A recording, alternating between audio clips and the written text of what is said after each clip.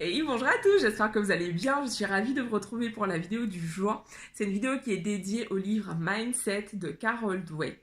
Carol Dweck, en fait, c'est une psychologue qui a travaillé, qui a fait énormément de travaux avec des élèves, avec des coachs, avec des sportifs pour justement comprendre comment une différence de mindset, donc mindset qui veut dire état d'esprit, comment une différence d'état d'esprit peut vraiment produire des résultats diamétralement opposés dans notre vie. Et elle nous propose dans ce livre Mindset de vraiment comprendre en fait l'importance d'acquérir un mindset de croissance à la différence du mindset fixe. Donc à travers le livre, en fait, ce qu'elle va faire, c'est qu'elle va vraiment nous présenter dans différentes sphères de notre vie. Donc, par exemple, la sphère business, la sphère relations personnelles, la sphère éducation, la sphère performance sportive. Elle va nous proposer, en fait, de comparer les performances de célébrités, de chefs d'entreprise, d'enseignants, d'enfants, d'apprenants, d'étudiants. Elle va nous proposer en fait de comprendre quelle est la différence entre ceux qui ont un mindset fixe et ceux qui ont un mindset de croissance. Et c'est vraiment intéressant en fait de voir que vraiment à travers le livre, même à de très haut niveau, on peut avoir des gens avec un mindset fixe. Je pense notamment à McEnroe, qui était un très très grand joueur de tennis dans les années 80. Elle le prend vraiment pour montrer à quel point on peut même à ce niveau avoir un mindset fixe. Voilà, et c'est vraiment intéressant en fait parce que honnêtement moi je ne pensais pas qu'à ce niveau-là, ce niveau de performance, qu'on pouvait avoir un mindset fixe. Et en fait, oui. Donc c'est vraiment intéressant de comprendre ces différences justement. Et ce que j'ai trouvé intéressant surtout, c'est de voir comment on peut l'appliquer. La dernière partie du livre, en fait, est vraiment consacrée à ça, à nous apprendre à intégrer ça dans notre vie. Et ça, je trouve ça génial parce que pour moi qui adore, j'aime avoir des moyens de passer à l'action, de mettre en pratique. Et là, Carol Dweck, justement, dans cette... Moi, j'ai l'édition augmentée et elle prend vraiment le temps de nous expliquer comment on peut implémenter ça dans notre vie. Puisque justement... elle s'est rendue compte avec tous les feedbacks qu'elle a eus suite à la sortie de son livre qu'en fait cette notion de mindset de croissance était un peu galvaudée. C'est-à-dire qu'il y avait par exemple des enseignants qui s'en prenaient un peu à leurs élèves en leur disant non mais t'as pas un mindset de croissance là, c'est pas possible. Bon, on comprend bien que le but c'est pas de tyranniser ses élèves pour qu'ils aient un mindset de croissance. Donc elle apporte vraiment des précisions sur comment implémenter cela, comment faire justement, notamment pour les parents. Ce livre, je trouve que c'est vraiment une mine d'or parce qu'en fait, ça vous permet vraiment de comprendre. Ça m'a vraiment interpellée quand elle disait qu'il ne faut surtout pas féliciter à fond les enfants pour leur dire à quel point ce qu'ils font, c'est génial. Qu'en fait, il faut féliciter les efforts qu'ils ont faits pour obtenir les résultats. Donc, pas féliciter l'obtention des résultats, mais féliciter le process.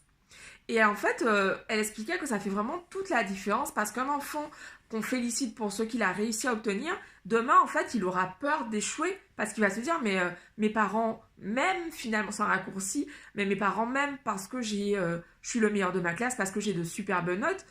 Alors que quand on félicite l'enfant pour les efforts qu'il met, il va se dire, voilà, tant que je continue à faire des efforts, c'est ce que mes parents apprécient chez moi, en fait, le fait que justement je sois toujours en train d'apprendre, et c'est-à-dire que j'ai le droit de me tromper.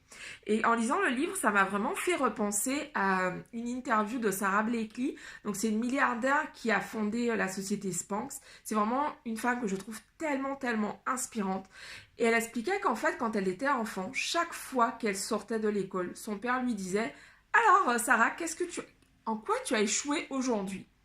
Et j'avais trouvé ça génial en fait quand j'avais lu son interview, je me suis dit waouh, parce que c'est vrai que moi chez moi le truc c'était ah ouais t'as pas réussi quoi, genre c'était vraiment vu comme le truc, il fallait tout réussir absolument et en fait non.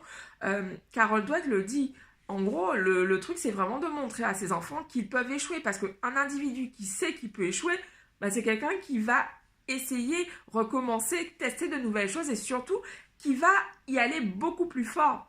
Et justement, Sarah Blakely, elle expliquait, c'est ça, que son père l'encourageait à tester des choses et à se foirer finalement, parce que tant qu'on essaie, c'est qu'on fait quelque chose. Quand on a peur justement, et Carol Dweck le met en évidence, elle dit que bah, ces enfants qu'on félicite parce qu'ils ont des résultats, de super résultats à l'école, bah, il arrive que s'ils ont développé un mindset fixe, qu'ensuite ils n'osent plus, ils ne prennent absolument pas de risques, ils restent vraiment dans leur zone de confort et finalement ils arrêtent d'apprendre parce que le plaisir, ils ne l'ont pas dans le chemin, dans le fait d'apprendre, mais simplement dans le fait d'avoir une bonne note.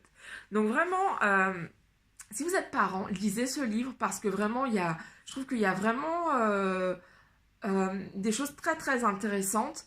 Et voilà, et c'est vrai que moi j'ai toujours entendu ce truc, et même moi je me disais avant, ah j'aurais bien aimé que mes parents m'encouragent plus, me félicitent plus pour les résultats que j'avais.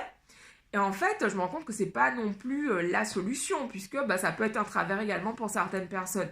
Alors qu'effectivement, féliciter, encourager le process, ça peut produire des résultats totalement différents. À la fin du livre, comme je vous le disais, elle nous donne vraiment une technique pour pouvoir, une méthode, pour pouvoir justement bah, identifier quel type de mindset on a. Elle nous dit, de toute façon, on a tous cette dualité en nous. On a forcément un aspect dans notre vie dans lequel on a développé un mindset fixe.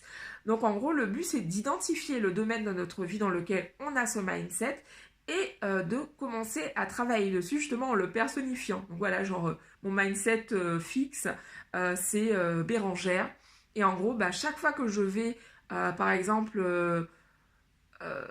mettons que je veuille être marathonienne et que Bérangère me dise « ça va pas quoi, t'es malade, mais t'as jamais couru de ta vie, mais laisse tomber quoi, tu vas jamais y arriver ». Là je dis à Bérangère « ok Bérangère, bon c'est vrai, je n'ai jamais couru de ma vie, mais je suis sûre qu'avec ton aide on peut y arriver ». En gros le but c'est vraiment de prendre ton mindset fixe sous ton bras et de l'emmener avec toi pour vraiment en faire une force finalement. J'ai trouvé ça hyper intéressant. Donc je vous invite à lire le livre. Il est vraiment, vraiment, vraiment très, très enrichissant pour toute personne qui souhaite développer vraiment bah, ses compétences, peu importe les domaines de notre vie. Et puis surtout toute personne qui souhaite grandir, qui souhaite devenir riche. Et je ne parle pas forcément financièrement, dans toutes les sphères de votre vie, puisque comme je vous l'ai dit, elle traite des relations amoureuses. Elle parle vraiment bah, de ce rapport parent-enfant. De votre carrière, enfin vraiment lisez ce livre parce que c'est vraiment, il y a vraiment des pépites dedans. Donc voilà, c'est tout pour moi pour aujourd'hui, pour cette vidéo bah, dédiée au challenge 103 livres, 52 semaines. Je vous dis rendez-vous demain pour la nouvelle vidéo et bien sûr le challenge, le calendrier de l'Avent continue sur Instagram. Donc je vous invite à vous rendre sur la page Instagram pour voir ce qu'il y a à gagner aujourd'hui. Je vous embrasse et je vous souhaite une très belle soirée. Ciao. J'ai l'impression que je faisais le journal télé. Bonne soirée à tous. Bonsoir.